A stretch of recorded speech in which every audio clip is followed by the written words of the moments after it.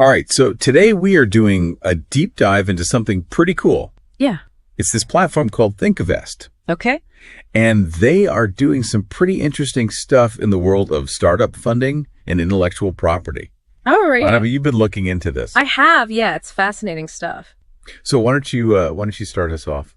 Yeah, so ThinkVest, we all know how hard it is for startups to get funding right. Mm-hmm. It's a constant battle. Yeah, for sure. So ThinkVest is trying to change the game. Okay. And they are using a really interesting method called revenue sharing securitization. Revenue sharing securitization. Yeah, it's kind of a mouthful. It is, yeah. But it's a really cool concept. So how does it work? So basically, it allows companies to leverage their intellectual property or IP as a way to raise capital. Okay.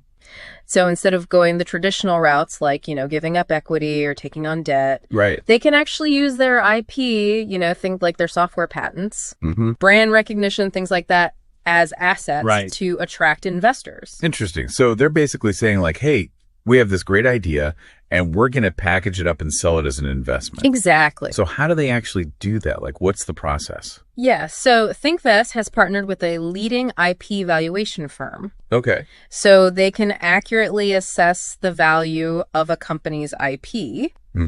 And then they also work with a top-notch business administration solution to make sure everything is managed efficiently and compliantly.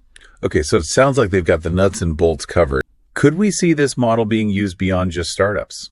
That's a good question. Like, could established businesses use RSS to fund new projects? Potentially. Or maybe even spin off whole divisions while retaining some control? Yeah, I think it's definitely a possibility. RSS offers a really flexible way to unlock the value of IP. Right. So it could be appealing to a wider range of companies. Yeah.